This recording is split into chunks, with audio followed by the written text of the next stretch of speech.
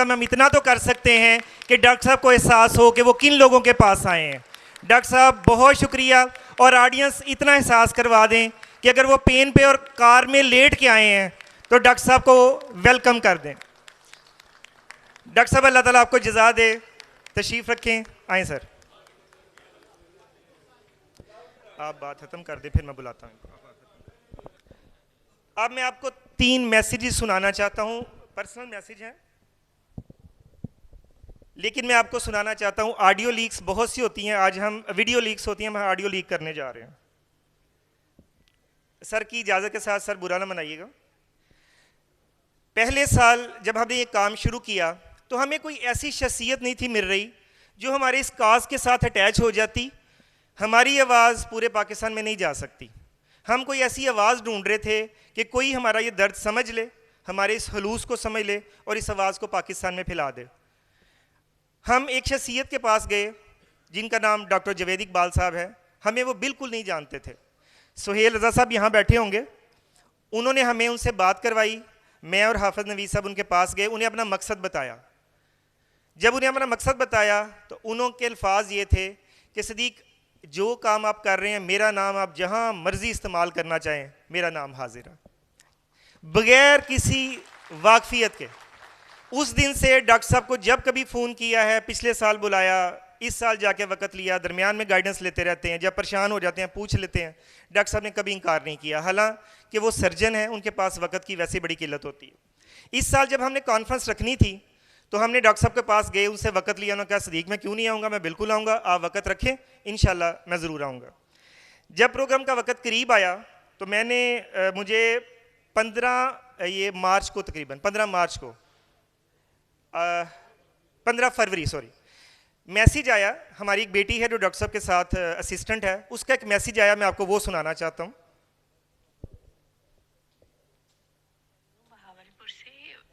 Doctor Javed Iqbal صاحب کا جو سیشن تھا آپ کے پاس مارچ میں, اس کے سلسلے میں بات کرنی تھی. ایکچولی ایسا ہے کہ ڈاکٹر صاحب کو ایک انجری ہو گئی ہے جس کی وجہ سے تھوڑا فریکچر بھی ہے اور کچھ اور بھی ان کے ایشوز ہیں, اور فزیو تھراپسٹ نے انہیں مکمل طور پہ بیڈ ریسٹ بتایا ہے. تو ابھی پچھلے 4 دنوں سے ڈاکٹر صاحب ہاسپٹل میں بھی کوئی کام نہیں کر پا رہے. تو ابھی آج بات ہو رہی تھی کہ یہ کب تک جو ہے ریکور ہو جائے گا. تو پھر یہی کہا گیا ہے کہ کم از کم 1.5-2 ماہ تک کوئی بھی جو ہے وہ ٹریول نہ کرے. تو اس لیے ڈاکٹر صاحب نے کہا ہے کہ آپ کے پاس جو سیشن تھا مارچ کے سٹارٹ میں, اس کے لیے میں آپ سے معذرت کر لوں, اور یہ کہ انشاءاللہ نیکسٹ ڈاکٹر صاحب کو اللہ تعالیٰ سے دے, نیکسٹ وہ ٹھیک ہو جائیں گے, پھر اس کے بعد ہم کچھ پلان کر لیں گے. لیکن for this session we are really very sorry. یہ میسیج آپ کو سنانے جو آگے بھی ایک اور سنانے لگا ہوں, اس کا کوئی مقصد ہے. میں گارنٹی سے کہتا ہوں پورے حال میں بیٹھا کسی کو اگر یہ والا مسئلہ ہوتا جو ڈاکٹر صاحب کو ہوا ہے تو وہ یقین کریں وہ نہ کرتا جو ڈاکٹر صاحب نے کیا ہے. میں اینڈ میں آپ کو سناتا ہوں. ڈاکٹر صاحب ہم پریشان ہو گئے, آپ سیالکوٹ والے سارے جانتے ہیں کہ ہماری اللہ نے جتنی طاقت دی ہم نے پبلسٹی کی تھی, ایسا ہی تھا.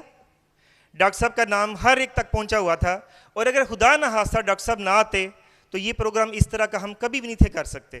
تو میں نے ڈاکٹر صاحب کو فوراً میسیج کیا کہ ڈاکٹر صاحب یہ میسیج مجھے موصول ہوا ہے تو کیا یہ بات ٹھیک ہے. تو ڈاکٹر صاحب نے مجھے یہ میسیج بھیجا. صدیق بھائی وہ میری کمر دا درد تمہیں پتا ہے پہلے بھی سی کافی, اور میں وہ کر رہا سی سارا, لیکن وہ میں لاہور گیا کل پرسوں, واپس آیا تو اتنا ہو گیا کہ میرے واسطے اٹھنا بیٹھنا مشکل. کل بل سارے ٹیسٹ ویسٹ اسکین کروائے تو پتہ لگا کہ ورٹیبرا دا نا ایک سٹریس فریکچر ہویا ہے, اور نال تھلے سیکرم ہوندا ہے وہ ڈسٹرب ہویا ہے. وہ کمپلیٹ بیڈ ریسٹ تے انہوں نے مینوں کر دیتا ہے, اور میں میرے واسطے نا اٹھ کے کھڑے ہونا اور بیٹھنا بغیر چیخ دے ممکن نہیں, اور ٹوائلٹ جانا وغیرہ بہت. تے وہ بالکل میں سٹرکٹ بیڈ ریسٹ ہے, اور مینوں ڈاکٹر نے ایڈوائز کیتا ہے کہ بالکل نہیں اٹھنا. انفارچونیٹلی ہن انہوں آن لائن ہی کر سکتے ہیں, ٹریول کرنا بالکل ممکن نہیں ہوگا کیونکہ بیک دا بہت کافی مسئلہ ہویا ہے. یہی گل ہے سر. اس میسیج کے بعد ہماری ساری ٹیم پریشان ہو گئی, لیکن اللہ کے حضور دعا گو تھے. ہمیں پورا یقین تھا کہ ڈاکٹر صاحب کے ساتھ نہ صرف ایسار کی ٹیم کی بلکہ پورے پاکستان اور پوری دنیا سے لوگوں کی دعائیں شامل ہیں. ایک آخری میسیج سنانے کے بعد ڈاکٹر صاحب آئیں گے, آپ سے بات کریں گے, آدھے گھنٹے کا سیشن ہوگا. आधा घंटा क्वेश्चन आंसर होगा. क्वेश्चन आप उधर भिजवा सकते हैं मान भाई के पास. लेकिन ये आखिरी मैसेज सुनने, हो सकता है डॉक्टर साहब मुझसे नाराज़ हों कि ये मैसेज पर्सनल थे क्यों सुनाए हैं, लेकिन हम पाकिस्तानी ना वीडियो रेडियो लीक्स के आदी हो गए हैं. तो ये पॉजिटिव लीक्स हैं, ज़रूर करना चाहूँगा. अगर आप समझते हैं कि एक बंदा गाड़ी में लेट के अगर बहावलपुर से सियालकोट आया है, तो मेरी गुजारिश होगी कि वेलकम इस तरह का कीजिएगा. हम उनका हक़ तो नहीं अदा कर सकते, लेकिन कम अज़ कम उन्हें पता लगे कि अगर वो आए हैं तो सियालकोट के लोगों ने उन्हें किस तरह मोहब्बत दी है. आखिरी ऑडियो मैसेज सुनिएगा और उसके बाद डॉक्टर साहब आपसे मुखातिब होंगे. अस्सलाम वालेकुम.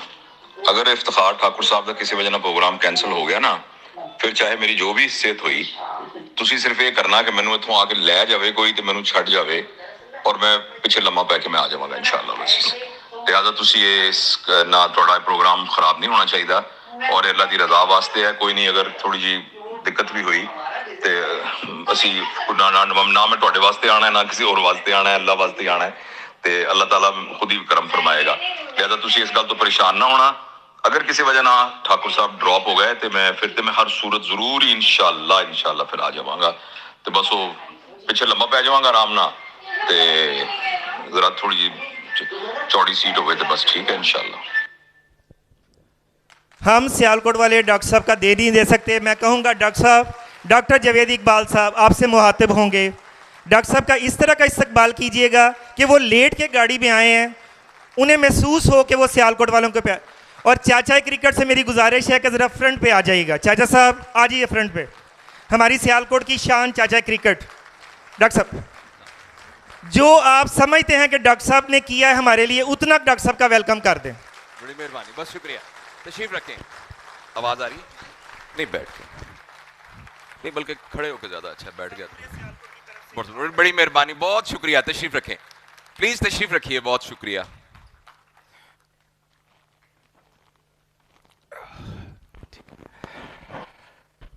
बिस्मिल्लाहिर्रहमानिर्रहीम. सबसे पहले तो हमेशा एक बड़ा एज़ाज़ है जनाब मोहतरम अनवर मसूद साहब की ज़ियारत करना, इनके गोडों को हाथ लगाना. और पिछली दफ़ा मैंने अर्ज़ किया था कि सर के मज़े हैं, ये उन लोगों में से हैं कि जिन्होंने मौत को फ़तह कर लिया है. अब आपने मरना मुरना तो है नहीं, हमेशा हमेशा इंशाअल्लाह बाकी रहना है. बाकी हमारा जिस्म है तो वो तो गाड़ी की तरह है, वो जब आहिस्ता आहिस्ता पुरानी हो जाती है तो वो फिर डिस्कार्ड हो जाती है. तो ये चंद उन लोगों में से हैं, अल्लाह इनको ज़िंदगी में बरकत दे, हमारे साथ रहें तादेर. लेकिन ये वो बड़े लोग हैं जिन्होंने मौत को मुसख्खर कर लिया है. मैं थोड़े से वक्त में कुछ बहुत ज़रूरी बातें आपके साथ करना चाहता हूँ. इसार के बारे में जितनी बातें थीं आपने वीडियो में देख ली हैं, और मैं ज़ाती तौर पे समझता हूँ कि इतने खुलूस से काम, पाकिस्तान में बहुत सी एनजीओज़ काम करती हैं और उन सब का काम जो है वो काबिल सताइश है, काबिल तारीफ़ है. लेकिन जिन दोस्तों से सियालकोट में मिला हूँ, वो जो एक्टिवली इसार में इन्वॉल्व हैं, वो भी जैसे ये सारी टीम है, और वो लोग जो इनकी बैक में हैं. जैसे पिछली दफ़ा जब मैं आया तो जितने दोस्त आए हुए थे तो वो इस तरीके से नहीं डोनेट कर रहे थे कि जैसे कोई एहसान कर रहे हों या फ़ख्र कर रहे हों, वो इसको अपना फ़र्ज़ समझ के कर रहे थे. तो ये अल्लाह ताला ने आपकी खुलूस की बुनियाद पर इंशाअल्लाह इसको चलाना है, और अल्लाह करेगा इंशाअल्लाह. ये काम जो है ना, वो एक शेर है किसी का, बल्कि मेरा ही है, कि जो बड़ा काम किया है वो रहेगा बाकी, वरना जाने को तो हर शख्स चला जाएगा. या किसी और बड़े का शेर है कि आसाइश दुनिया, ज़रा आवाज़ कम कीजिएगा थोड़ी सी, आसाइश दुनिया को समझ कर्ज़ तमद्दुन, आसाइश दुनिया को समझ कर्ज़ तमद्दुन, कुछ फैज़ कमाया है तो बेफैज़ न मर जा. तो अल्लाह ने हम सबको दिया हुआ है. अल्लाह का शुक्र है कि हम रात को एक साए के नीचे सोते हैं, कपड़े हमारे पहने हुए हैं, सुबह के नाश्ते की हमें फ़िक्र नहीं, रात का खाना खा के सोएंगे. तो इतने हज़ारों लाखों लोग हैं जिनको ये नहीं पता कि वो कहाँ सोएंगे, और जिनको ये नहीं पता कि रात का खाना मिलेगा या सुबह का नाश्ता मिलेगा या नहीं मिलेगा. तो उन सब की फ़िक्र जो है वो हमारी ज़िम्मेदारी है. गरीब का जो हक है वो अमीर की ज़िम्मेदारी है, और जो अमीर का हक है वो अल्लाह ताला ने गरीब की ज़िम्मेदारी बना दिया है. गरीब, अमीर चाहता है उसके पैसे ना खर्च हों, तो गरीब के लिए ये ज़िम्मेदारी है कि अगर तुमने भीख मांगी तो आखिरत में तुम्हारे जिस्म के ऊपर, हड्डियों के ऊपर जैसे चमड़ा नहीं होता ना, वैसे तुम्हारा जिस्म होगा. हदीस का एक मफहूम है. تو اس کو یہ کہا گیا ہے, اور امیر کو کہا ہے کہ اگر ساتھ والا گھر جو ہے وہ اس کا اگر بھوکا سویا ہے تو تم سے اس کا حساب کیا جائے گا. تو اللہ پاک کا ایک عجیب نظام ہے, جو غریب کی ضرورت ہے وہ امیر کی ذمہ داری ہے, جو امیر کی ضرورت ہے وہ غریب کی ذمہ داری ہے. بہرحال اس سلسلے میں باتیں کی گئی ہیں, اور مجھے اس بات کا پورا یقین ہے کہ آپ لوگوں کو کوئی کنونس کرنے کی ضرورت نہیں ہے, آپ سے کوئی چندے کی اپیل کرنے کی ضرورت نہیں ہے, آپ کو یہ کہنے کی ضرورت نہیں ہے کہ اس میں حصہ ڈالے, یہ آپ ساری پہلے ہی جانتے ہیں.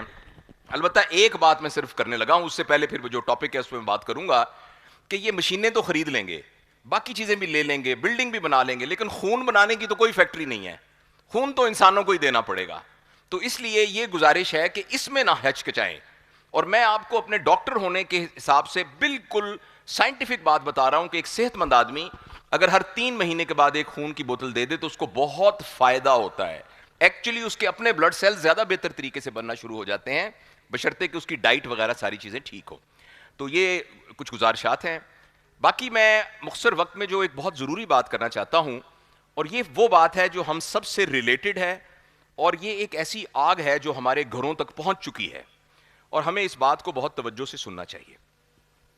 گزارش یہ ہے کہ جس وقت انسان اس دنیا میں آیا ہے نا, اور معلوم تاریخ تقریباً 70,000 سال کی معلوم تاریخ ہے, اس تاریخ میں ہمارے جو آباء و اجداد تھے وہ ہنٹر تھے, یعنی وہ نکلتا تھا ایک نیزے کے ذریعے ایک جانور کو مارتا تھا, اور وہ 1 دن کے لیے 2 دن کے لیے خوراک کے لیے اس کے لیے کافی ہوتا تھا.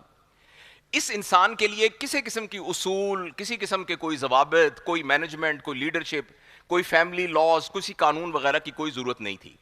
لیکن جب انسان کے نا پیٹ کا مسئلہ کچھ تھوڑا سا بہتر ہوا, اور ایک عجیب چیز ہوئی جس کو ہم کہتے ہیں, اور انسانی تاریخ میں وہ ایک نا بالکل جو پلٹنے والی چیز تھی, وہ یہ تھی جسے کہتے ہیں ڈومیسٹیکیشن آف فائر.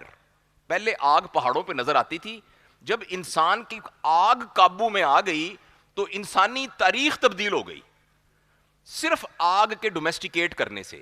ایک چمپینزی 18 گھنٹے کھانے کو چباتا ہے, جبکہ انسان ایوریج 2 گھنٹے چباتا ہے.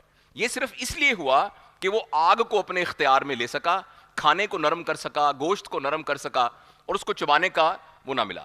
اور وہ جو ہمارے ایوولوشن کے سائنٹسٹ بتاتے ہیں, وہ یہ کہتے ہیں کہ جس وقت کھانے کے اوپر انرجی کم خرچ ہونی ہوئی تو زیادہ انرجی برین کے لیے اویلیبل ہوئی, اور انسان نے سوچنا شروع کر دیا. اب کھانے پینے کے علاوہ انسان کے ذہن میں اس طرح کے سوال آنے لگ گئے جو آفاقی سوال تھے. مثلاً مجھے پیدا کس نے کیا ہے, مثلاً مرنے کے بعد کیا ہوگا, مثلاً یہ زلزلے کیسے ہوتے ہیں, یہ پہاڑ کیسے آتے ہیں. اس طرح کے سوال انسان کے ذہن میں آنے شروع ہو گئے, اور ہمیں پرانے تاریخ کے جو اساتذہ ہیں وہ بتاتے ہیں اس کے فطری نتیجے میں ان بلڈ انسان کے اندر ایک خیال پیدا ہوا کہ ان سب کا کوئی پیدا کرنے والا ہے. لہٰذا اولین انسان توحید کا قائل تھا, اور یہ کہتا تھا کہ کوئی ایک پیدا کرنے والا ہے. اور میں آپ کو حیران کن بات بتاؤں کہ اس 70,000 سال سے لے کر آج سے تقریباً 100-150 سال تک صرف کوئی بھی مذہب, کوئی بھی یعنی فرقہ, کوئی بھی تہذیب, ہر تہذیب میں ایک ڈیوائن, ایک پیدا کرنے والے کا کانسیپٹ تھا. چاہے ہندو ہوں, چاہے گریک یعنی ہماری وہ تہذیب ہو, چاہے ایجپشین ہو, چاہے جو سامی مذہب ہیں یہاں کے سارے, ہندو ہے, بدھ مت ہے, جین مذہب ہے, اور یہ یا چائنا کا جو کنونشنل مذہب تھا, ان سب کے اندر ایک پیدا کرنے والے کا کوئی نہ کوئی کانسیپٹ ضرور تھا, اس کا نام چاہے جو کچھ بھی ہو. اچھا, اس کے بعد نا دنیا میں ایک بڑی زبردست تبدیلی آئی, عجیب تبدیلی آئی, اور وہ تبدیلی, اس تبدیلی کو میں یہاں روک کر آپ کو یہ بتانا چاہتا ہوں کہ جس وقت انسان ہنٹر تھا نا, اس بات کو ذرا یہیں یاد رکھیے گا اور پارک رکھیے گا, تو انسان نے کچھ عرصے کے بعد جب یہ آگ کو قابو میں کر لیا تو ایک اور دور شروع ہوا جو کہ زراعت کا دور تھا. اور انسان نے دیکھا کہ ایک کسی جانور کو مار کے تو 1 دن کا گزارا ہوتا تھا, مگر زراعت کے ذریعے تو وہ 6-6 مہینے 8-8 مہینے کا غلہ اکٹھا کر سکتا تھا. اس کو ہم ایگریکلچرل ایج کہتے ہیں. اور اس ایج میں یہ ہوا کہ وہ بڑا انسان تھا جس کے پاس زمینیں زیادہ تھیں, جس کو لینڈ لارڈ کہتے تھے, جس کے پاس زمینیں زیادہ ہیں وہ بہت بڑا ہے. اسی لیے حکومتیں یورپ کو چھوڑ کر آ کر زمینوں پر قبضہ کرتی تھیں. یہ سارا ہندوستان پاکستان قبضے میں تھا, یہ سارا ادھر آسٹریلیا قبضے میں تھا, کیونکہ جس کے پاس زمین زیادہ تھی وہ بڑا تھا. اچھا, اس کے بعد ایک اور دور آیا جس کو انڈسٹریل دور کہتے ہیں, پہیے کی ایجاد کے بعد. اب یہ ہوا کہ جتنی زمین سے آپ کما سکتے تھے, انڈسٹری سے اس سے لاکھوں گنا کما سکتے تھے, اس کو ہم انڈسٹریل دور کہتے ہیں. اور اس دور میں بڑا وہ تھا جس کے پاس مشینیں زیادہ تھیں، لہٰذا ہینری فورڈ بڑا تھا، اور اس طرح کے لوگ بڑے تھے جن کے پاس ٹاٹا بڑا تھا، جن کے پاس مشینیں بہت تھیں، جن کے پاس انڈسٹری بہت تھی. اچھا اب یہ ہوا کہ اب پچھلے کوئی 30-40 سال سے انسان انڈسٹریل ایج سے ایک اور ایج میں آ گیا ہے جس کا نام ہے نالج ایج. نالج ایج دھوکے میں اس کا نام ہے، اصل میں اس کا نام ہے انفارمیشن ایج.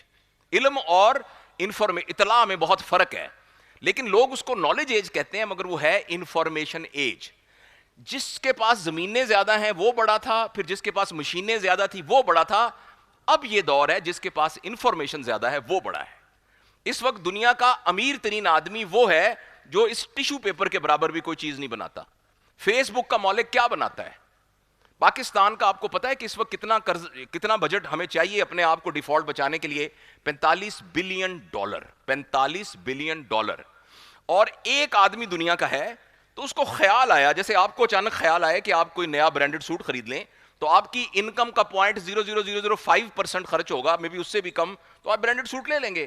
تو اس شخص نے ایک چیز خریدی ہے، اس کو شوق ہوا ہے، اور وہ خریدی ہے $42 بلین کی ایک بندے نے. اور پاکستان کو کتنی ضرورت ہے؟ $45 بلین. اور وہ جو چیز ہے وہ اس ٹیشو پیپر اور سوئی کے برابر بھی نہیں ہے، اس کا نام ہے ٹویٹر. اب $45 بلین کا ٹویٹر کیوں خریدا گیا ہے؟ اس لیے کہ اس میں انفارمیشن ہے. لہٰذا میں آپ کو یہ بات بتانا چاہتا ہوں کہ پہلے زمینوں والا بڑا تھا، پھر ہوا مشینوں والا بڑا، پھر ہوا انفارمیشن والا بڑا، اور انفارمیشن کا دوسرا نام تھا ڈیٹا. لہٰذا اب ذرا خطرناک باتیں شروع ہونے والی ہیں. لہٰذا آج سے تقریباً 50 سال پہلے یہ سوچا گیا کہ ڈیٹا اکٹھا کیا جائے. تو ڈیٹا اکٹھا کرنے کے لیے ڈیٹا کس کا چاہیے تھا؟ انسانوں کا. تو تمام انسانوں کو ایک کرامن کاتبین اس کے ساتھ لگا دیا گیا. اللہ پاک نے لگائے نا کرامن کاتبین، اور اس کرامن کاتبین کا نام ہے یہ موبائل فون. آپ بالکل مت سمجھیے کہ یہ آپ کی سہولت کے لیے ہے، اس پر بیٹھ کر آپ ساتھ والوں سے اپنی بیٹی سے بات کر لیتے ہیں، بیٹے سے بات کر لیتے ہیں، بیٹھ کے ویڈیو بنا لیتے ہیں. یہ وہ کرامن کاتبین ہے جو ہمارے ساتھ لگایا گیا ہے تاکہ ہمارے بارے میں سارا ڈیٹا اکٹھا کیا جا سکے. اس وقت گوگل کو پتا ہے کہ ہم میں سے کون کون یہاں بیٹھا ہوا ہے، کتنے بجے کس ہوٹل میں ہم نے کھانا کھایا تھا، کتنے کلومیٹر میں نے ٹریول کیا ہے، کس جگہ پر میری کار 3 منٹ کے لیے رکی تھی. اگر آپ کو اس بات کا یقین نہ آئے تو آپ گوگل کا اکاؤنٹ بنا کر اس میں ایک ایپ ہے، اس کے ذریعے اس کو ڈاؤن لوڈ کر کے اس کو کر دیں انیبل. ہر مہینے آپ کے پاس آپ کے پورے مہینے کی ہسٹری آ جائے گی، اور ایسی باتیں جو آپ بھول چکے ہیں وہ بھی آپ کو پتا ہوگی. یہ مت سمجھیے. دیکھیے آپ پاکستان کا ڈاک کا ابھی پتہ نہیں 10 روپے یا 20 روپے ٹکٹ ہوگی لفافے کی، تو 20 روپے دے کے آپ خط بھجواتے ہیں. آپ 1 گھنٹہ ویڈیو کال کیسے دوسرے سے امریکہ میں کر لیتے ہیں؟ اس کے پیسے کون دیتا ہے؟ میں عرض کر رہا ہوں کہ جب when you are not paying for a product then you are a product. Actually اس موبائل کی پروڈکٹ ہم ہیں. اس کے ذریعے پچھلے 30-40 سالوں میں میری، آپ کی، جناب محترم انور مسعود صاحب کی، آپ کی، سب کی، ہم سب کی فائلیں ڈیٹا کی شکل میں گوگل کے پاس موجود ہیں. اور اس ڈیٹا کے ذریعے نہ صرف یہ پتا ہے کہ میں کہاں رہتا ہوں، میری عمر کتنی ہے، میرے کتنے بچے ہیں، میری بیوی کون ہے، میرے بچے کیا کرتے ہیں. جب ایک تصویر آئی جس میں ایک بیچ تھی، جس بیچ پہ ایک لڑکے نے ایک لڑکی کا بازو پکڑا ہوا تھا اور لڑکی نے ایک گھوڑے کی کتے کی وہ چین پکڑی ہوئی تھی، میری آنکھیں کس کے اوپر زیادہ منجمد ہوئیں، کہاں میری پیوپل زیادہ ڈائلیٹ ہوئی. یہ اس پیٹرن کو بھی ریکارڈ کر کے یہ بھی اندازہ لگایا جا چکا ہے کہ میرا اندر کا مزاج کیا ہے. آپ اس بات کو مذاق مت سمجھیں. ایک زمانے میں ہم کہتے تھے ہیومنز آر ہیکیبل. میں عرض کرتا ہوں یہ غلط ہے. Humans have already been ہیکڈ.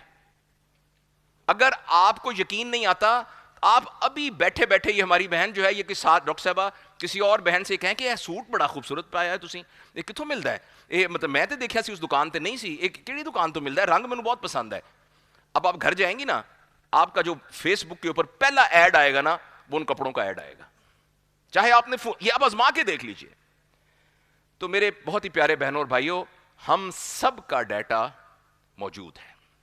اب میں اس کو، جہاں میں نے بات روکی تھی، جس کے پاس زمینیں زیادہ ہیں وہ امیر تھا، پھر جس کے پاس مشینیں زیادہ تھیں، اب جس کے پاس ڈیٹا زیادہ ہے وہ امیر ہے.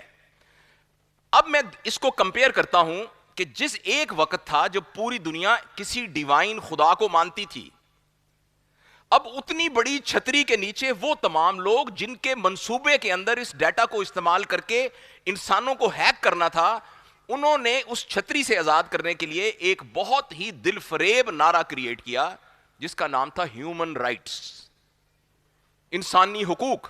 اور ہم کہتے ہیں ہم انسانی حقوق کے علمبردار ہیں.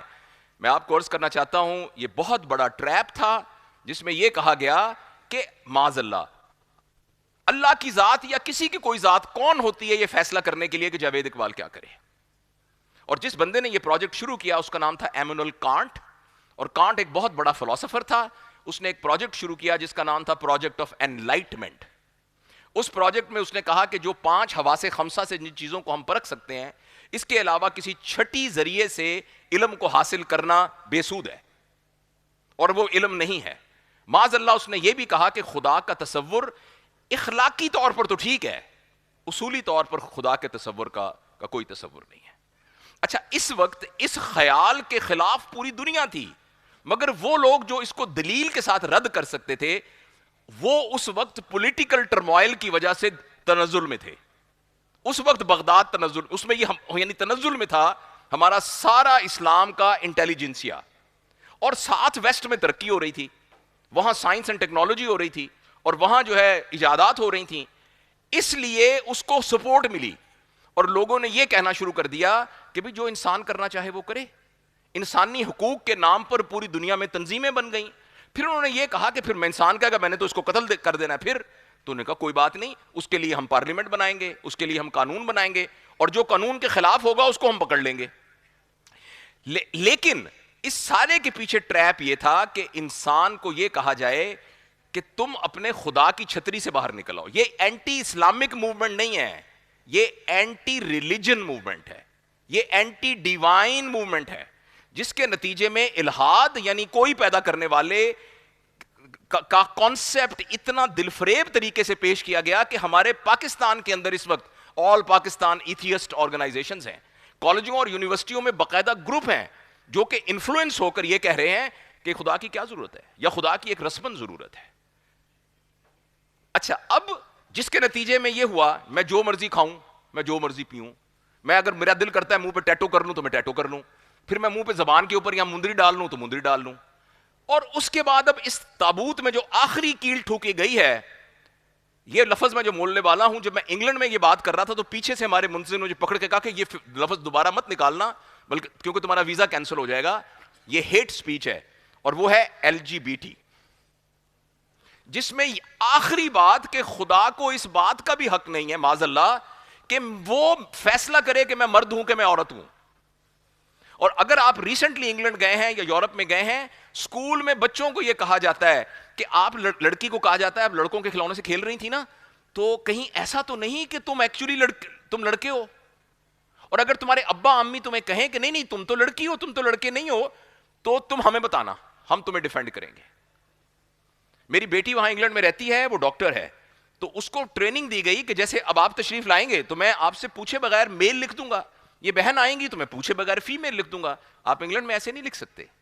آپ نے پوچھنا ہے کہ what do you want to be called, آپ کو میں کیا کہوں. اور اگر آگے سے کہوں کہ مجھے جاوید اقبال کہیں تو آپ کو کوئی اعتراض نہیں ہوگا. لیکن اگر میں یہ کہوں کہ مجھے کلثوم اختر کہیں تو آپ اعتراض نہیں کر سکتے.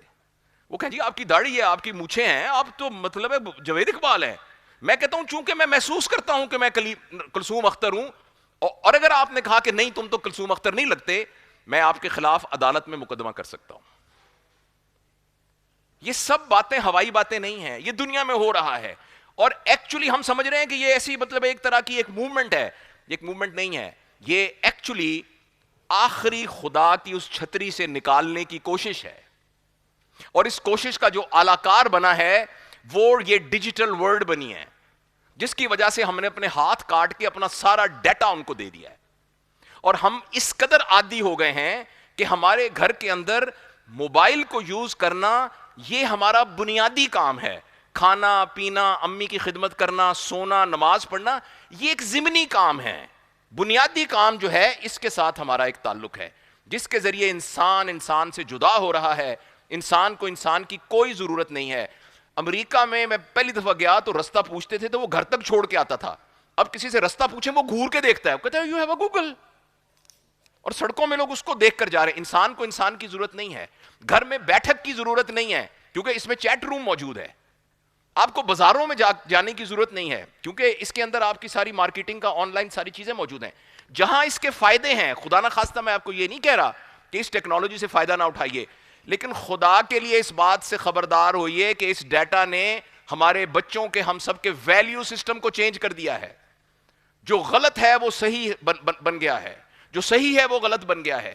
آپ ابھی جتنے دوست بیٹھے ہیں ابھی فیس بک کھولیں, ہم سب کو ڈیفرنٹ فیس بک, ابھی آپ ٹی وی کھولیں جیو, سب کو ایک ہی چیز نظر آئے گی. آپ ابھی فیس بک کھولیں, ہم سب کو الگ الگ چیز نظر آئے گی کیونکہ وہ ہمیں جانتے ہیں کہ ہم کیا ہیں, ہم کیا دیکھنا چاہتے ہیں. اور زیادہ امکان یہ ہے کہ اگر میری 12 سال کی بیٹی نے کھولا تو اس کو ایک ایسی تصویر میں ایک ایسی لڑکی نظر آئے گی جس نے ایسا لباس پہنا ہوگا جو پاکستان میں ملتا ہی نہیں ہے, اور میں کبھی سوچ بھی نہیں سکتا کہ میری بیٹی اس قسم کا لباس پہنے گی. اور نہ صرف وہ لباس پہنا ہوا ہوگا بلکہ وہ ایسی حرکتیں کر رہی ہوگی کہ جو میں دیکھ بھی نہیں سکتا اور سوچ بھی نہیں سکتا. اور میری بیٹی اس کو 12 سال کی انجوائے کر کے, اس کو نارمل سمجھ کے, اس کو پیٹرن سمجھ کے اس کے مطابق اپنے مائنڈ کو ڈھال چکی ہے. اور یہ بہت خطرناک بات ہے. اب اس کا جو لہذا پہلے جس کے پاس زمین تھی وہ بڑا تھا, پھر مشینیں تھیں وہ بڑا تھی, پھر جس کے پاس ڈیٹا تھا وہ بڑا ہے. ادھر پہلے خدا کی ماننی تھی, پھر کہا کہ نہیں میں نے اپنی ماننی ہے ہیومن. مگر یہ بھی ایک ٹریپ ہے, بڑی چھتری سے نکال کے اب ایک اور زنجیری میں قید کیا جا رہا ہے. اور اب نہ اللہ کی ماننی ہے نہ اپنی ماننی ہے, بلکہ ڈیٹا کے نتیجے میں جو الگوریدمز ڈیولپ ہوئے ہیں ان کی ماننی ہے. اور وہ جو الگوریدمز ہیں وہ الگوریدم کے مالک وہ ہیں جو پوری دنیا میں 1000 2000 لاکھ بندے ہوں گے جن کے پاس پوری دنیا کا سرمایہ ہے, اور ہم سارے اس کی پروڈکٹ ہیں اور ان کی پروڈکٹ کی طرح پہ یوز ہو رہے ہیں. میں آپ کو بس 2-3 تھوڑی سی باتیں کر کے کروں کیا, ہم کریں کیا, یہ عرض کر کے میں صرف اجازت لوں گا. فرض کریں ایک لڑکا, آپ اس کو مذاق مت سمجھیے گا, فرض کریں ایک لڑکا کہتا ہے کہ میں کیسے فیصلہ کروں کہ میں نے کون سی یونیورسٹی میں کرنا ہے, تو الگوریدم اس کو بتا دے گا. میں آج کھانا کون سا کھاؤں, الگوریدم بتا دے گا. میں شادی کس لڑکی سے کروں, یہ بھی الگوریدم بتا دے گا. اور اگر وہ یہ کہے کہ میں تو اس لڑکی سے شادی کرنا چاہتا ہوں کیونکہ میں اس سے محبت کرتا ہوں, تو الگوریدم اس کو یہ کہے گا ہم آپ کو بھی جانتے ہیں, ہم اس لڑکی کو بھی جانتے ہیں, آپ کا بھی ڈیٹا ہمارے پاس ہے, اس کا بھی ڈیٹا ہمارے پاس ہے. ہمارا 95% کانفیڈنس انٹرول کے ساتھ یہ پریڈکشن ہے کہ اگر آپ نے اس سے شادی کی تو دسمبر کی 12 تاریخ کو آپ کی طلاق ہو جائے گی, اور زیادہ امکان ہے کہ دسمبر کی 12 کو طلاق ہو جائے گی. یہ اتنی خطرناک بات ہے. اس لیے میرے بہت ہی پیارے دوستو, اس وقت خطرہ یہ نہیں ہے کہ اتحیات میں انگلی یوں کر کے کھڑی کرنی ہے کہ یوں کر کے کھڑی کرنی ہے, ہاتھ یہاں باندھنے. خطرہ یہ ہے کہ دنیا اللہ کو چھوڑ رہی ہے. خطرہ یہ ہمارے نوجوان ہماری یونیورسٹیوں میں اس بات پر باغی ہو رہے ہیں کہ اللہ موجود بھی ہے کہ نہیں موجود ہے, اور ہم اپنے گھر میں بچے جس تربیت کے نظام سے پال رہے ہیں اس کے نتیجے میں یہ نسل پیدا ہونے والی ہے. اس لیے کریں کیا, 2-3 بات کر کے عرض کرتا ہوں. پہلی بات یہ ہے, خدا کے لیے اس کے استعمال کو صرف 2 کاموں کے لیے محدود کر دیں, ایک انفارمیشن اور ایک کمیونیکیشن. آپ نے مجھ سے بات کرنی ہے, بیٹی کے ساتھ آڈیو میں بات کرنی ہے, بات کیجیے. انفارمیشن, میں ڈاکٹر ہوں, میں دیکھتا ہوں کہ اوہ یہ دوائی پریگننسی میں ہے ٹھیک کہ نہیں, میں نے دیکھا فٹافٹ جواب آ گیا, اچانک ایک لفظ کا مطلب پتا میں نے لکھا وہ آ گیا. بہت زبردست ٹول ہے, آپ کے بچے اس سے آن لائن پڑھ رہے ہیں انفارمیشن کے لیے, لیکن انٹرٹینمنٹ کے لیے یہ سب سے خطرناک ٹول ہے.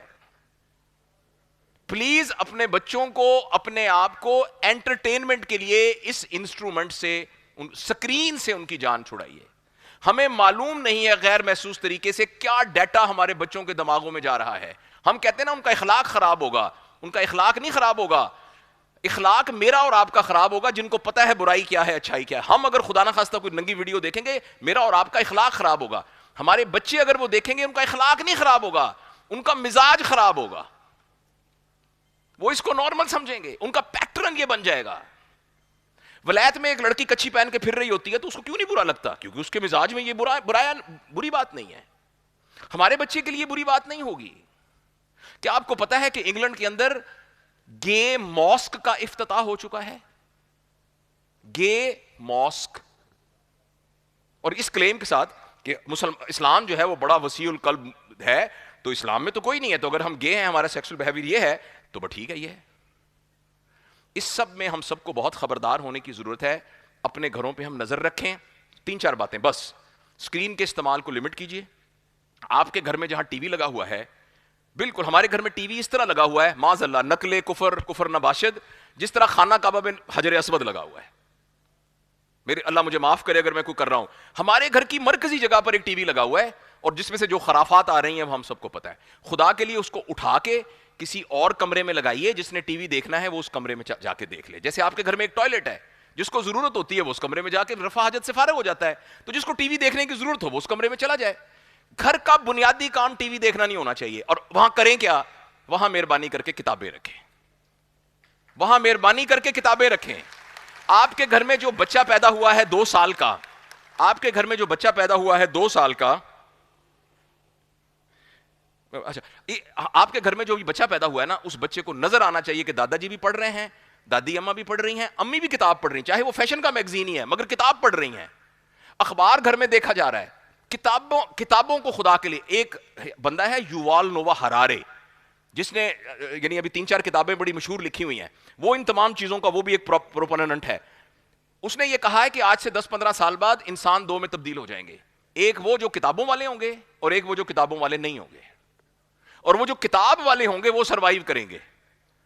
اور باقیوں کے بارے میں نے صبح بھی بار کونسل میں عرض کیا تھا, اس کے الفاظ میں کہ وہ یہ نہیں کہ وہ جاب لیس ہو جائیں گے, they will not be even job able. تو یہ ہمارے سامنے ہونے والا ہے. خدا کے لیے ہم پڑھنا شروع کریں. دوسری بات, ہم اپنے گھروں کے تذکروں کو چینج کریں. ہمارے گھر میں وہ کیا کریں, ہمارے گھر میں وہ تذکرہ ہوتا ہے جس میں پیسے سیلیبریٹ ہوتے ہیں. یہ بہن سوٹ کہاں سے لیا ہے, یہ تو بڑا اچھا برانڈ ہے, فلانی جگہ پہ سیل لگی ہوئی ہے, اور فلاں کی شادی پہ اس نے یہ پہنا ہوا تھا, یہ فانوس کتنے کا آیا ہے. مرد کیا باتیں کرتے ہیں, کس جگہ پر پلاٹ سستا ہے, کون سی گاڑی بہتر ہے, یہ گھڑی کس برانڈ کی ہے. یہ پیسے کو ہم سیلیبریٹ کر رہے ہیں. جب ہمارے گھر میں پیسے کو سیلیبریٹ کیا جائے گا تو پرائمری قدر پیسہ بنے گا. بچے کے نزدیک پیسہ حاصل کرنا مین بات ہوگا. پیسہ حاصل کر کے اس کا کرنا کیا ہے یہ اس کا پرابلم نہیں ہوگا. تو خدا کے لیے گھروں میں پیسے کو سیلیبریٹ کرنے والی باتیں ختم کریں.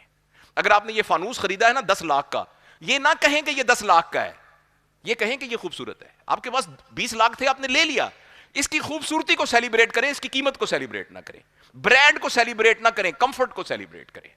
پھر ان کے بدلے میں باتیں کیا کریں, باتیں وہ کریں جن کے ذریعے بچوں کے رول ماڈل ڈٹرمن ہوں. آپ ایمانداری سے بتائیں, آپ کے گھر میں آخری دفعہ یہ کب بات ہوئی کہ حضرت خدیجہ کا کیا زندگی گزارنے کا طریقہ تھا. آؤ میں تمہیں بتاتی ہوں کہ حضرت فاطمہ نے کیا کیا. میں آپ کو بتاتی ہوں کہ حضرت عائشہ نے ایک دفعہ یہ کیا. مصعب بن عمیر کے بارے میں آپ کو بتاتی ہوں. اچھا چلیں, آپ کہیں گے کہ یہ ایک ریلیجس باتیں شروع کر دیں. آؤ بچوں ہم تمہیں آئنسٹائن کے بارے میں بتائیں. آپ کو پتا ہے فیض احمد فاض کون تھے, آپ کو پتا ہے اقبال کیا تھے. میں اقبال کے بچپن کی آپ کو ایک بات سناتا ہوں, بلکہ سیالکوٹ چل کے ان کا گھر دیکھ کر آئیں گے. گھر میں یہ گفتگو ہونی چاہیے. عبدالستاریدی کے بارے میں بچوں کو پتا ہونا چاہیے, ابن خلدون کے بارے میں پتا ہونا چاہیے. حافظ اور سعدی کا تو خیر دور کی بات ہے. گھر کے اندر کتابوں کا ذکر کرنا بہت ضروری. میں اپنی بیٹیوں سے, بہنوں سے, بھائیوں سے اور مردوں سے گزارش کرتا ہوں, پلیز گھر کے اندر اپنے تذکروں کو چینج کریں, اپنے بڑے لوگوں کا تذکرہ کریں. اگر گھر کے اندر ایک لڑکی کا رول ماڈل سارا دن, میں یہ ڈرامے میں کام کرنے والوں کو نہیں وہ کہہ رہا, ان کا ایک پروفیشن ہے, ماشاءاللہ آئی اپریشیٹ دیم, لیکن ایک ہماری بچی سارا دن اسی کو ایز اے رول ماڈل دیکھے گی, وہ بڑی ہو کر کیا بننا چاہے گی. وہ حضرت فاطمہ جیسی کیسے بننا چاہے گی, وہ کیسے بننا چاہے گی حضرت خدیجہ جیسی. اس کو پتہ ہی نہیں کہ حضرت خدیجہ کون تھی, حضرت صفیہ کون تھی, یا میڈم کیوری کون تھی. مطلب میں صرف باقی سب لوگوں کا, جس کو پتہ ہی نہیں ایڈیسن کون تھا, آئنسٹائن کون تھا, عبدالستار ایدی کون تھا, امجد ثاقب صاحب کون ہیں, انور مسعود صاحب کون ہیں, مرحوم امجد اسلام صاحب کون تھے, فراز کون تھا, فیض کون تھا, کیا پتا, احسان دانش کون تھا, عبد القدیر صاحب کون تھے. جب کسی کو پتہ ہی نہیں ہوگا تو ہمارے رول ماڈل وہی, دیکھیں میں اگین ان کو کوئی برا نہیں کہہ رہا, مگر ہمارے رول ماڈل وہی نچیے بنیں گے. ہمارے بچے نچیے بننا پسند کریں گے بنسبت بڑے آدمی بننا. تو گھروں اس کے ہم ذمہ دار ہیں, ہم گھروں کے اندر اپنے تذکروں کو چینج کریں. 2 باتیں بتا دیں. خدا کے لیے اس میڈیا کے ذریعے تربیت کرنے کی بجائے بچوں کو گود میں بٹھا کے, جیسے نانی اماں, میری نانی اماں تھی, کہندی آ تینوں بات سناواں, ایک سی جن, ایک سی بادشاہ, وہ بڑا غریب سی. اچھا ہم اس بات پر مطمئن ہو جائے کہ بادشاہ تھا, بڑا غریب تھا, وہ صبح صبح لکڑیاں کاٹنے چلا جاتا تھا. یہ کہانی ہم سنتے تھے. ہر دفعہ ایک ہی بات ہوتی تھی لیکن ہر دفعہ اس میں نئی کہانی ہوتی تھی. خدا کے لیے وہ گود میں بیٹھ کے بچوں کو یہ والی کہانیاں سنائیں بنسبت ان کہانیوں کے. نمبر 2 میں نے کہا ہے کہ کتابیں گھر میں لے کے آئیے, آپ بھی پڑھتے ہوئے نظر آئیں. آپ ایمانداری سے بتائیے گا, میں ہاتھ کھڑا کریں, آپ نے آخری دفعہ کون سی کتاب پڑھی تھی؟ مجھے یاد ہے احمد جاوید صاحب کے پاس, احمد جاوید اللہ ان کو زندگی دے, ایک دفعہ ان کی محفل میں بیٹھا تو کسی نے کہا میری طبیعت بڑی خراب ہے. تو نے کہا آپ نے کل کتاب پڑھی تھی؟ وہ کہتے جی کتاب تو پڑھی تھی. کہیں گے پھر تو آپ کی طبیعت خراب نہیں ہے ماشاءاللہ, پھر تو آپ ٹھیک ہے.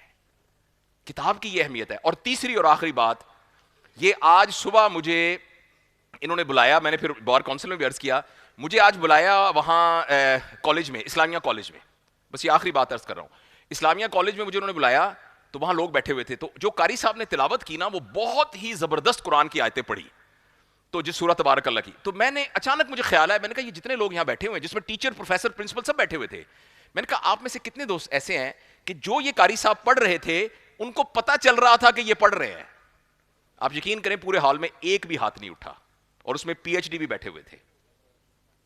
تیسری بات یہ ہے, جب اللہ نے ہمیں مسلمان گھرانے میں پیدا کیا تھا تو نبی کا امتی بنا کر پوری دنیا کے لیے ہمیں چوکیدار بنا کر یہ کہا گیا تھا کہ تم نے پوری دنیا کے سارے انسانوں کو جا کے کہنا ہے کہ فکر نہ کرو, تمہارے اکنامک پرابلم ہمارے اللہ نے بتائے ہیں, ہمارے نبی نے بتائے, ہم تمہیں بتاتے ہیں. تم اپنے سوشل پرابلمز کی فکر نہ کرنا, ہم حاضر ہیں. جیسے کہ صحابہ نے بتایا, جیسے تبع تابعین نے بتایا, ہمارے ذمہ یہ بات تھی. اور وہ جو طریقے کا تھا وہ قرآن کی شکل میں دیا ہوا ہے. اب میں آپ سے نہیں کہتا ہاتھ کھڑا کریں نہ کھڑا کریں, آپ میں سے صرف اپنے دل میں بتائیے گا آپ میں سے کتنے لوگ ہیں کہ جب امام صاحب تراویح کی نماز پڑھائیں گے ہمیں سب کچھ سمجھ میں آ رہا ہوگا. اور اگر ہمیں نہیں آ رہا تو مجھے آپ یہ بتائیں کہ کس طریقے سے پوری دنیا کے کسٹوڈین بننے کا ہم دعویٰ کرتے ہیں.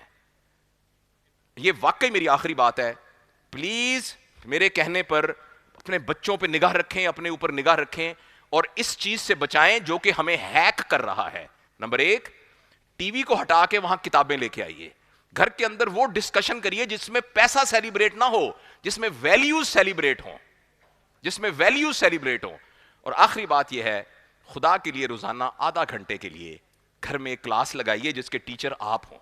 سب کو بٹھا کے ایک رکوع ترجمے کے ساتھ قرآن پاک پڑھنا شروع کریں. مہربانی کر کے یہ آج سے شروع کریں. یہ قرآن کا اعزاز ہے, یہ قرآن کا اعزاز ہے کہ یہ آپ کا خود معلم بنے گا, آپ کا خود استاد بنے گا, آپ کے اندر ایسی تبدیلی لے آئے گا جو میں اور آپ سوچ نہیں سکتے.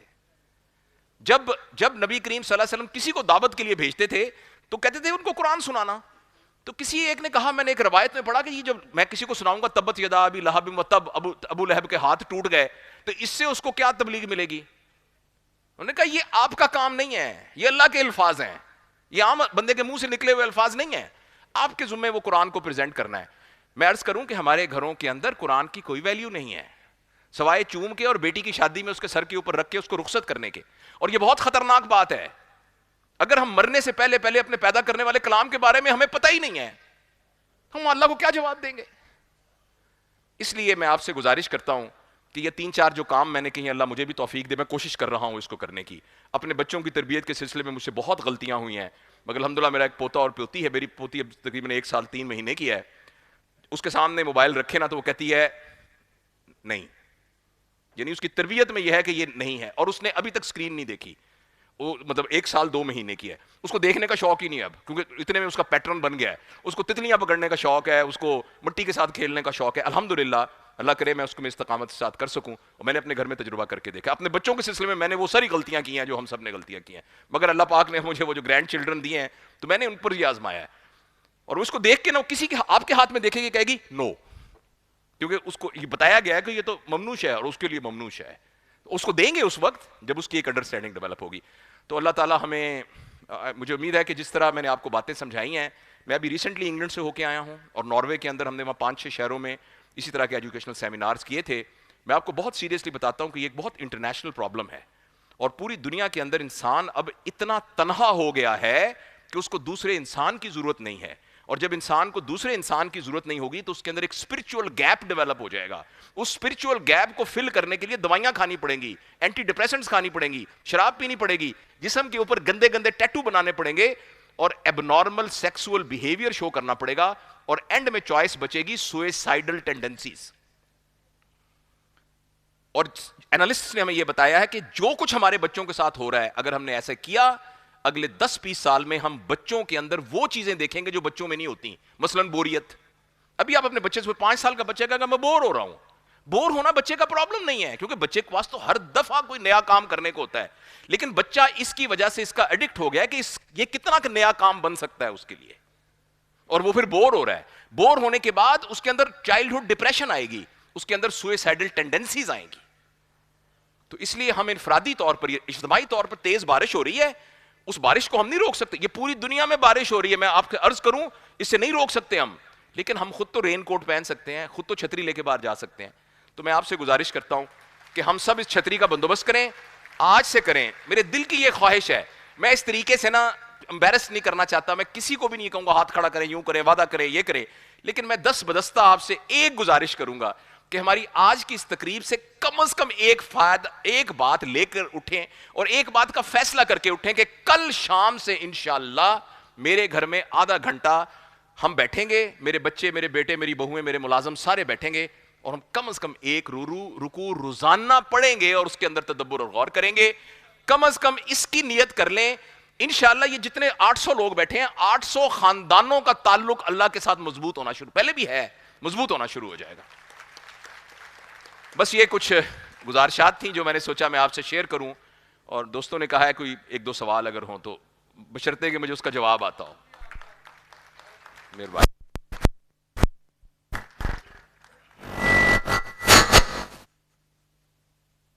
سر ایک کویشچن تو محلے آیا تھا آپ کے پاس. انہوں نے کہا ہے سر سوری, کوئی کویشچن اگر کرنا چاہتے ہیں تو جلد بھجوا دیجیے گا اگر کویشچن کوئی اور ہے تو, تاکہ پھر ہم اس سیشن کو کلوز کریں. جی سر. انہوں نے کہا ہے کہ ملک میں معاشی بدحالی ہے, مذہبی فرقہ واریت ہے اور سیاسی بحران ہے, اس صورتحال میں ہم کیا کریں؟ اس میں کوئی شک نہیں ہے کہ پاکستان جس برے حالات کے اندر اب ہے, شاید ہماری معلوم تاریخ میں ایسا کبھی نہیں ہوا.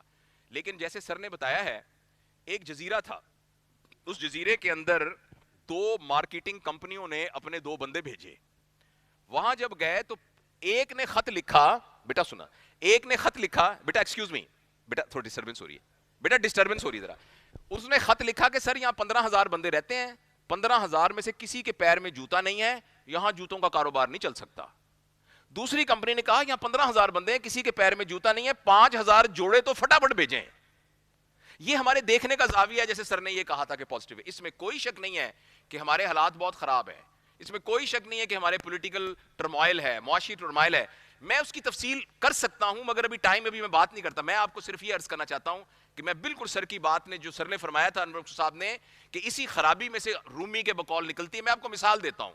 ہم سب کو یہ پرابلم ہے کہ ہم اوور ایٹنگ کرتے ہیں, ہم سب کے پیٹ نکلے ہوئے ہیں, ہم کھانا نہیں کھاتے. جب گوشت 2,000 روپے کا کلو ملے گا تو سارے 5 مرلے کے مکان پر چھت پہ سبزیاں لگانا شروع ہو جائیں گے, جو بڑے عرصے سے لوگ کہتے ہیں کہ چھتوں پہ سبزیاں لگانی چاہیے. پوری دنیا میں لوگ کہتے ہیں ہوم سکولنگ ہونی چاہیے, تو ہومز, اب جب ٹیوشن کی پیسے ہی نہیں ہوں گے, فیس نہیں ہوگی, تو گھروں میں مائیں بچوں کو پڑھانا شروع کر دیں گی, ہوم ٹیوشن ہو جائے گی, جو سب سے زبردست طریقہ ہے. ساری دنیا کہتے ہیں چین کا بادشاہ بھی سائیکل پر آتا ہے, جب پٹرول ملے گا ہی نہیں تو انشاءاللہ سارے ہمارے بادشاہ بھی سائیکل پہ آنا شروع ہو جائیں گے. میرا کہنے کا مطلب ہے کہ بعض اوقات خرابیوں میں سے اچھائیاں نکل آتی ہوتی ہیں. تو اس لیے اچھا, اب یہ تو ہے ایک طرح کی جذباتی بات. اب ریئلسٹیکلی فرض کریں پاکستان ڈیفالٹ ہو جائے, اللہ نہ کرے یہ سارا کچھ ہو جائے, میں آپ سے یہ عرض کرنا چاہتا ہوں, ہمیں سب سے بڑا ایڈوانٹیج یہ ہے, الحمدللہ ہم مسلمان ہیں. جو بندہ, اس دنیا میں 2 طرح کے انسان ہیں. کچھ لوگ ہیں جو یہ کہتے ہیں موت کے بعد کوئی زندگی نہیں, جو کچھ یہیں حساب کتاب کر کے برابر ہو جانا ہے. اگر آپ کا تعلق اس گروہ سے ہے تو پھر تو بڑی پریشانی ہے. لیکن شکر ہے اللہ کا, ہمارا تعلق اس گروہ سے ہے جو یہ کہتا ہے کہ اصل زندگی تو موت کے بعد کی زندگی ہے. لہٰذا ہمارے لیے یہ ہے کہ اللہ پاک نے 3 کام لگائے ہیں. ہم, میرے ذمہ وہ 3 کام ہیں, چاہے ہماری پیٹ میں روٹی ہے چاہے روٹی نہیں ہے. پہلا یہ ہے کہ میری نیت ٹھیک ہونی چاہیے. تو عام آدمی کیا کرے, اپنی نیت کے اوپر نظر رکھے. تو نمبر 2 کیا کرنا ہے, اس کا راستہ صحیح ہو, ڈائریکشن صحیح ہو. نمبر 3 یہ ہے کہ وہ ہارڈ ورکر ہو. چوتھا کام ہے آؤٹ کم اور ریزلٹ. اس کا اللہ تعالیٰ نے نہ ہمیں ذمہ دیا ہے, نہ ہم اس کے مکلف ہیں, اور نہ ہم سے اس کے بارے میں پوچھا جائے گا. تو عام آدمی یہ 3 کام کرے, ہو سکتا ہے جب اجتماعی طور پر یہ 3 کام کیے جائیں گے تو معاشرے میں بہتری آنی شروع ہو جائے گی. فرض کریں میری زندگی کے اندر بہتری نہ آئی اور میں اس سے پہلے ہی مر گیا, تو میں اس سلسلے میں آپ کو بدر کے شہداء کی مثال دینا چاہتا ہوں. بدر کے شہداء نے کوئی اسلام کی شان و شوکت نہیں دیکھی, بھوک کھائی, ماریں کھائیں, اور نبی کریم صلی اللہ علیہ وسلم کی ہجرت کے 2 سال کے بعد ہی وہ شہید ہو گئے. ان کو کیا ملا اسلام قبول کر کے؟ لیکن کوئی ایسا ہے جو بدر کے شہداء کا مقابلہ کر سکے اور جو ان کو آخرت میں ملے گا اس کو کر سکے؟ تو میں اور آپ ان کے نمائندے ہیں. حتی الامکان ٹرائی کریں, کوشش کریں, کوشش کرنے سے نہ. اور اس سلسلے میں آخری بات, پاکستان میں 23 کروڑ لوگ رہتے ہیں تقریباً. اگر میں اپنے آپ سے وعدہ کروں کہ میں وہ کروں گا جو پاکستانی کو کرنا چاہیے, میں وہ کروں گا جو مسلمان کو کرنا چاہیے, یعنی پاکستان سے کم از کم ایک بدمعاش تو کم ہوگا. اگر میں اس بات پہ راضی ہو گیا تو پاکستان سے ایک بدمعاش تو کم ہوگا. یہ تھوڑی کنٹریبیوشن تھوڑی ہے کہ آپ پاکستان سے ایک بدمعاش کو کم کر دیں. تو سارا اپنے اپنے حصے کے بدمعاش کو آپ کم کریں. کم از کم میں تو اس رو میں نہ بہوں, کم از کم میں تو نہ کہوں کہ پاکستان میں رشوت کے بغیر کام ہی نہیں ہو سکتا. اللہ پاک کہتے ہیں کہ رشوت نہیں دینی, ہم کہتے ہیں نہیں پاکستان میں تو رشوت کا کام نہیں ہو سکتا. یعنی پاکستان میں اللہ کا کوئی قانون نہیں چلتا. یعنی ہم کہتے ہیں بھی پاکستان سے جھوٹ بولنا پڑتا ہے, جی پاکستان میں تو کاروبار میں 2 نمبری کرنی پڑتی ہے. اللہ کا نبی تو یہ نہیں کہہ رہا, ہم یہ کہہ رہے ہیں. تو کم از کم یہ کہنا تو چھوڑیں, میری طرف سے تو کچھ نہ ہو, ایک بدمعاش تو کم کریں. تو انشاءاللہ ایک بدمعاش کریں گے 23 کروڑ بدمعاش کم ہو جائیں گے انشاءاللہ.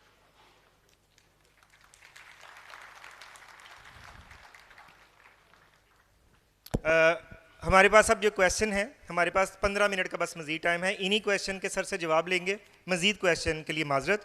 سر ایک کویشچن ہے, بیٹے اور بیٹی میں فرق, کیا بیٹے اور بیٹی کی تربیت مختلف کرنی ہے اور ایک ہی وقت میں کیسے کریں؟ دیکھیے بات یہ ہے کہ اللہ تعالیٰ نے اپنے قانون میں عورتوں اور مردوں کے حقوق, فرائض, ان کے سلسلے میں کچھ احکامات میں فرق ہے. اس کے علاوہ مرد اور عورت میں کوئی فرق نہیں ہے. وہ احکامات سوشل ریزن کی وجہ سے ہیں جس میں ایکچولی اس کا پرپز مرد کی پروٹیکشن ہے اور عورت کی بھی پروٹیکشن ہے. اور ورنہ اپنے بچوں کی ان کو بہت تربیت کرنی چاہیے, ہماری بچیوں کی ایجوکیشن پر بہت صرف کرنا چاہیے, ہماری بچیوں کو کمانے کے بھی قابل بنانا چاہیے, چاہے وہ بعد میں نہ بھی کمائیں لیکن ان کو اسی طریقے سے کنٹریبیوٹ کرنا چاہیے ہمارے معاشرے میں جس طریقے سے ہمارے مرد کرتے ہیں. ان فیکٹ دنیا کے اندر کسی معاشرے کی ترقی کا ایک انڈیکیٹر یہ ہے کہ وہاں عورتیں تعلیم یافتہ ہیں کہ نہیں ہیں. تو میں, اور دوسری ایک اس کی اور ریزن ہے, بہت بڑی ریزن ہے, اور وہ مذہبی ریزن ہے میرے حساب سے. آپ اپنی بچیوں کو اس لیے تربیت کریں کہ آپ کی بچی جب ماں بنے گی تو وہ ایک ایسی نسل کی تربیت کرے گی جو انشاءاللہ پاکستان اور امت مسلمہ کو سنبھالے گی. اس لیے بچیوں کی تربیت پر تو زیادہ زور دینا چاہیے کیونکہ بچیاں ہی ہیں جن سے انشاءاللہ اگلی نسل ہماری بہتر ہوگی. سر اگلا کویشچن ہے کہ اوور تھنکنگ سے کیسے بچا جائے؟ اب یہ سائیکولوجیکل. جی بالکل, دیکھیں نا ہمارے دل کا کیا کام ہے؟ دھڑکنا. تو کوئی کہتا ہے کہ بتائیں جی کہ دل کی دھڑکن کو کیسے روکا جائے. اچھا, ہمارے گردوں کا کام ہے پیشاب بنانا, کوئی کہتا ہے جی میرا گردہ پیشاب بنانا چھوڑ دے. ہمارے پھیپھڑوں کا کام ہے سانس لینا, کوئی کہتا ہے کہ میں سانس لینا. تو دماغ کا کام ہے سوچنا. ہم کیوں کہتے ہیں کہ دماغ نہ سوچے؟ اصل میں پرابلم یہ ہے کہ ہم نے یہ ٹرین نہیں کیا اپنے آپ کو کہ اس کو میں اپنے اختیار میں کیسے کروں. ہمارا پرابلم یہ ہے کہ ہمیں جو خیال آ رہا ہے وہ ہمارے اختیار میں نہیں ہے. تو اس کو اختیار میں کرنا ہے ایک تربیت کا نام, اور اس کے لیے بہت ساری مشقیں اویلیبل ہیں, بہت ساری تربیتیں اویلیبل ہیں جن کے اندر فوکسنگ ایکسرسائزز ہیں, جس میں زندگی کے اندر اپنا پرپسفل لائف کو ڈیولپ کرنا ہے. اس مختصر وقت میں آپ کو اشارتاً یہ بتا سکتا ہوں کہ جو میرا چینل ہے نا, YouTube channel professor doctor Javed Iqbal, اس میں اس پر کم از کم 8-10 ویڈیوز موجود ہیں جس میں اس کی میں نے پریکٹیکل ٹیکنیکس بتائی ہیں کہ اوور تھنکنگ کو کیسے روکا جا سکے. لیکن میں آپ کو صرف اس سوال کے جواب میں یہ بتا سکتا ہوں کہ جو خیالات آپ کے آ رہے ہیں, پرابلم خیالات کے آنے کا نہیں ہے, پرابلم یہ کہ وہ آپ کے کنٹرول میں نہیں ہے. ان کو کنٹرول کیسے کرنا ہے, اور اس کے لیے مشقیں اویلیبل ہیں. پروفیسر اسد وقاص خان صاحب بیٹھے ہوں گے, ان کی طرف سے کویشچن آیا ہے, لیکن یہ لمبا کویشچن ہے. میرا آپ سے وعدہ ہے کہ پروگرام کے بعد ڈاکٹر صاحب سے اس کا جواب دلائیں گے کیونکہ بہت سے لوگ بیٹھے ہیں اور پروگرام کو ہم نے وقت پہ کلوز کرنا ہے. تو پروفیسر اسد وقاص صاحب, آپ کا سوال انشاءاللہ بعد میں. سر ہماری جو تعلیمی ادارے ہیں, جیسا کہ ہماری یونیورسٹی, یہ مکمل طور پر ایک مذہبی خرابی پیدا کر رہے ہیں, اسے کیسے بہتر کیا جائے؟ سلمان بختیار صاحب. سر جو آپ نے ایک سٹیٹمنٹ دی نا، ایک تو آبجیکٹیولی اس کو انالائز کرنے کی ضرورت ہے کہ یہ کتنا درست ہے اور کتنا نہیں درست ہے، کیونکہ یہ ایک ہمارا امپریشن ہے. ایک بچہ جب اس دنیا میں پیدا ہوتا ہے نا سر، تو اس کا وہ کیا بنے گا آگے جا کے، یعنی اس کا کردار کیسے ہوگا. کیا بنے گا مطلب یہ نہیں کہ ڈاکٹر بنے گا، انجینئر بنے گا کہ دکاندار بنے گا. اس کا کردار کیا ہوگا، لائف کے بارے میں اس کی ویلیو سسٹم کیا ہوگی. یہ بہت ہی خطرناک بات یہ ہے کہ ایج 0 سے لے کر 10 سال کی عمر تک یہ ڈٹرمن ہو جاتا ہے. اس کے بعد اس کے اندر صرف یعنی کوانٹیٹیٹو اضافہ ہوتا ہے اور سائیڈ سے لیٹرل کانٹینٹس میں اضافہ ہوتا ہے، مگر اس کی کوالٹی تقریباً وہی رہتی ہے 95% آف ٹائم. لہٰذا ہمیں سب سے اہم ضروری بات ہمارے لیے یہ ہے کہ ہمیں پیرنٹنگ آتی ہو. جب آپ اپنے بیٹے کی شادی کرنے لگیں تو مارکی بک کرائیں، بیٹی کے لیے شادی کریں تو لہنگا بک کروائیں، ساتھ ایک 20 گھنٹے کا پیرنٹنگ کا کورس بھی بک کروائیں. کیونکہ 1 سال بعد اللہ نے اس کو اولاد دینی ہے، اس بچی کو بالکل نہیں پتا کہ اس کا میں نے کیا کرنا ہے. جس گھر میں جائے گی اس گھر میں ایک عورت ہوگی جس کا نام ہوگا ساس، اور 4 عورتیں ہوں گی جن کا نام ہوگا نندیں. اور اس کو یہ بات کبھی بھی تربیت نہیں، اس بچی کو ڈاکٹر بنایا ہے آپ نے، پھر ایک انجینئر بیٹے کے ساتھ شادی کر دی ہے اس کی، تو اس کو کچھ نہیں پتا کہ میں نے کیا کرنا ہے. جب نند آگے سے کہے گی یہ ڈاکٹر بنا کے کی کرنا، کرتے گندا پیا ہوا ہے، تو اس نے کیا کرنا ہے، یہ ہم نے اس کو سکھایا نہیں ہے. اس لیے ہمارا خاندان کمزور ہو رہا ہے. تو سر سب سے پہلے تو پیرنٹنگ پر توجہ دینی چاہیے. اس کے بعد بچہ پرائمری اسکول میں جاتا ہے، پھر ہمیں انویسٹ کرنا چاہیے اپنی پرائمری ایجوکیشن میں ہماری فیکلٹی کے اوپر.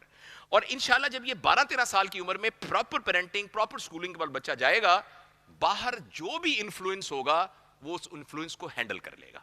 تو مختصر یہ ہے، باقی تعلیمی نظام پر تفصیلی بات بھی کی جا سکتی ہے. ایک آخری کویشچن عبد الشکور مرزا صاحب ہمارے دوست، ان کی طرف سے ہے. آپ نے خاندانوں میں انقلابی تبدیلیوں کا جو مشورہ دیا ہے، آپ کا شکریہ. پیارا وطن اپنے قیام کے 25 سال بعد ٹوٹ گیا تھا، باقی ماندہ مشکل میں ہے. قومی جذبہ کیسے بیدار کیا جائے؟ کتنا ٹائم ہے اس کا جواب دینے کے لیے؟ سر اس کا پاکستان اس حالت میں کیوں پہنچا ہے، میں نے صبح بھی عرض کیا تھا، اس کا ذمہ دار اب جو لوگ اس وقت 40-50 سال کی عمر کے ہیں، وہی کمشنر ہے، وہی کوئی بڑا بیوروکریٹ ہے، وہی کہیں جج ہے، وہی سیاستدان ہے. تو اس ایج کے بندے جو ہیں نا جی، یہ ہیں جو اس وقت ملک کو چلا رہے ہیں. اچھا اب جب کہتے ہیں پاکستان خراب ہے تو اس کا کیا مطلب ہے؟ پاکستان کا مطلب زمین خراب ہے، آسمان خراب ہے، مطلب پاکستان کے لوگ خراب ہیں، اس کا یہ مطلب ہے نا. اور وہ لوگ کون ہیں؟ وہ یہ والے لوگ ہیں جو اس ایج بریکٹ کے ہیں. یعنی آج سے 40 سال پہلے جو ان کے ابے امی تھے نا، انہوں نے کوئی غلط بات ان کو بتائی ہے، اور وہ جو ابے امی تھے نا، ان کے ابا امی نے ان کو کوئی غلط بات بتائی ہے. اس لیے قائد اعظم کے فوراً بعد ہمارے معاشرے کے اندر ڈیٹیریوریشن ہونی شروع ہو گئی. میں وہ غلط بات آپ کو بتا دیتا ہوں کہ وہ غلط بات کیا بتائی گئی ہے. وہ غلط بات یہ بتائی گئی ہے کہ بیٹا تم نے انشاءاللہ زندگی میں کامیاب ہونا ہے. تم جب پیدا ہوئے ہو نا، تم نے ایف ایس سی کرنی ہے، پھر تم نے کنگ ایڈورڈ میں داخلہ لینا ہے، پھر تم نے ڈاکٹر بننا ہے، پھر تم نے امریکہ جانا ہے، پھر تم نے وہاں U S M L E کرنی ہے. تو تم چاروں نے یہ کرنا ہے، اور میں پھر بڑھاپے میں کہوں گا اللہ کا شکر ہے میرے چاروں بچے کامیاب ہو گئے. انہوں نے فرد کو فرد کے لیے تیار کیا ہے. یہ سب سے بڑی غلطی میری جنریشن اور مجھ سے پہلے والی جنریشن نے کی ہے. اس کا ثبوت یہ ہے کہ انفرادی طور پر ہم میں سے کوئی بھی ناکام نہیں ہے. آپ کے گھر میں جو 15 سال پہلے سہولتیں تھیں، کیا وہی ہیں یا پہلے سے بہتر ہیں؟ آپ کی سواریاں پہلے کی جیسا ہی ہیں، پہلے سے بہتر ہیں؟ آپ کے گھر میں کھانے کا نظام 15 سال جیسا ہے کہ 15 سال سے بہتر ہے؟ ہم سب نے انفرادی طور پہ ترقی کی ہے. لیکن غلطی میرے والدین نے کی اور میرے والدین سے پہلے والی نسل نے کی ہے کہ ہماری پوری نسل کو کہا ہے تم نے ترقی کرنی ہے. تو انہوں نے ترقی کی ہے. ہم میں سے انڈیویجولی کون سا ایم پی اے ہے کہ ایم پی اے بننے کے بعد اس کے اثاثے نہیں بڑھے؟ کون سا بیوروکریٹ ہے جس کے اثاثے نہیں بڑھے؟ کون سا افسر ہے جس کے اثاثے نہیں بڑھے؟ کون سا بندہ ایسا ہے؟ کون سا ایسا پرائیویٹ سیکٹر کا بندہ جس کی ایک دکان تھی اب اس کی فیکٹری نہیں ہے؟ تو انفرادی طور پہ تو سب نے ترقی کی ہے. غلطی یہ ہوئی ہے ہم نے فرد کو فرد کے لیے تیار کیا ہے، فرد کو معاشرے کے لیے تیار نہیں کیا. بیٹے کو کہا انشاءاللہ تو بڑا ڈاکٹر بننا ہے، یہ نہیں کہا کہ ہمارے گاؤں کے اندر جو مال نرشمنٹ ہے تم نے اس کو دور کرنے کے لیے میں تمہیں ڈاکٹر بنا رہا ہوں. تو اس لیے میں آپ سے عرض کرتا ہوں کہ اگر ہم چاہتے ہیں کہ پاکستان بچ جائے تو آج جو بچے پیدا ہونے والے ہیں ان کو بتانا تمہیں ڈاکٹر انجینئر بنانے کے لیے نہیں پیدا کیا گیا، تمہیں گریٹر دین لائف کام کرنے کے لیے پیدا کیا گیا ہے. تم اس لیے پیدا ہوئے ہو کہ تم نے پوری دنیا کے سارے انسان، تم آسکر ایوارڈ کے لیے پیدا نہیں ہوئے، تم نوبل پرائز کے لیے پیدا ہوئے ہو. اپنے بچوں کو نوبل پرائز کے لیے تیار کریں. نوبل پرائز جو ہے نا وہ اس طرح کی تربیت سے نہیں آ سکتا جو اپنے گھروں میں کر رہے ہیں. جس طریقے سے ہم ان کو جو نچیے بنا رہے ہیں اور جو ان کو وہ طاؤس و رباب، اور میں اس کے خلاف نہیں ہوں موسیقی کے، لیکن میں آپ کو کر رہا ہوں کہ جو آپ پیرامیٹرز ان کے لیے دے رہے ہیں، اس پیرامیٹر سے زیادہ وہ یہ ہوں گے کہ ان کی کاریں ہوں گی، ان کے بنگلے ہوں گے، ان کی برانڈڈ گاڑی، زیادہ سے زیادہ یہ کچھ ہوگا، یعنی زیادہ سے زیادہ وہی ہوگا جو جانور کرتے ہیں. میں نے اس وقت مثال دی تھی کہ ہمارے گھر میں ایک بکری ہے، اس بکری کے 3 بچے ہیں تھے، یعنی پہلے جب ہم تھوڑا دیہات کے اس میں تھے، 3 بچے ہیں، میرے 4 بچے ہیں. اس بکری نے اپنے بچوں کی تربیت میرے 4 بچوں سے بہتر کی ہے. میں اپنے بچوں کی تربیت کے سلسلے میں کمی کر گیا ہوں، کوئی نلائق بھی نکل آیا ہے، کچھ کس طرح بھی ہو گیا ہے. بکری کے بچے اسی طرح کے ہیں جس طریقے سے 15,000 سال پہلے کی بکریوں کے بچے تھے. تو اپنے بچوں کی تربیت کر کے ان کو بلا کے ٹاور بنا کے ان کو امیر بنا دینا اور ان کو کہنا بڑے ماشاءاللہ میرے بچے بڑے کامیاب، اللہ کا میرے بڑا کرم ہے ماشاءاللہ، بہت میں کامیاب ہوں کہ جی میں 2 مرلے کے مکان میں رہتا تھا، اب 6 بنگلے ہیں میرے ماشاءاللہ، میں چھٹیاں گزارنے ادھر جاتا ہوں، ہر سال عمرہ کرتے ہیں ماشاءاللہ، اللہ کا شکر ہے. بیٹا میرا برزبن میں رہتا ہے ماشاءاللہ، یہ اسی نے بھیجے ہیں یہ سارا سوٹ اس نے، اب اللہ کا بڑا کرم ہے ہمارے. اور پھر ہم دیگیں بڑی چڑھاتے ہیں، ہم سارے یتیم خانوں کو ہم ایسار کو پیسے دیتے ہیں ہم ہر سال انشاءاللہ. یہ اس بکری کے لیول کی زندگی ہے، اس سے بھی کمتر ہے. میں آپ کو بہت دکھ کے ساتھ اعلان کرتا ہوں اپنی مثال دیتے ہوئے کہ میں جانوروں والی زندگی گزار رہا ہوں. It's a animal life. انسان کے ذمے انسانی زندگی ہے، اور انسانی زندگی کا مطلب یہ ہوتا ہے کہ جو کچھ میں کر رہا ہوں اس کے بینیفیشری میری آل اولاد کے علاوہ کوئی ایسے لوگ بھی ہوں جو مجھے جانتے بھی نہیں. میرے کام کا فائدہ ان لوگوں کو بھی ہو رہا ہو جو مجھے جانتے بھی نہیں ہیں. اس کا نام انسانی زندگی ہے. اور میں آپ سے عرض کروں اللہ کے نبی کے صدقے تو ہمارے ذمے انسانی زندگی نہیں تھی، ہمارے ذمے گلوبل زندگی تھی، ہمارے ذمے کاسمک زندگی تھی، کاسمک زندگی، گاڈلی زندگی تھی. No one can be god but godly life. ہمسایہ جبریل امی بندہ خاکی ہے، اس کا نشیمن نہ بخارا نہ بدخشاں. یہ وہی اقبال جن کے بارے میں سر نے فرمایا کہ اس نے کہا کہ مجھے نبی قسم کے پیر کا بوسہ نصیب نہ ہو اگر میں کوئی غلط بات کہہ رہا ہوں. یہ اسی نے کہا ہے. ہمسایہ جبریل امی، کس کا ہمسایہ؟ جو جبریل کا ہمسایہ بننا چاہتا ہے وہ ڈی ایچ اے میں 1 کنال کے مکان کے اوپر خوش ہے. جو جبریل کا ہمسایہ بننے کا پوٹینشل رکھتا ہے وہ 2 مربع زمین پر خوش ہے، 1 فیکٹری پر خوش ہے. اس سے زیادہ بدقسمتی کیا ہو سکتی ہے؟ اس سے زیادہ انسان کی انسانیت کی توہین کیا ہو سکتی ہے؟ میں سے منع نہیں کر رہا، خدا نہ خواستہ، اللہ کرے اس سے 10 گنا زیادہ کمائیں آپ، لیکن اس کو وہی مقام دیں جو اس کا مقام ہے. جوتا لے لیں آپ 2 لاکھ روپے کا، اگر آپ کے پاس 2 لاکھ روپے ہیں، مگر اس کو سر پہ اٹھا کے نہ رکھیں. سر پہ 10 روپے کی ٹوپی رکھنی پڑے گی. جوتا سر کو ٹوپی کو ریپلیس نہیں کر سکتا. پیسے کا اتنا ہی مقام ہے، اس کو مقام دیں ضرور، مگر اس کو سر پہ نہ بٹھائیں. سر پہ مقام ہے ویلیو کا. تو یہ میرا سر خیال ہے.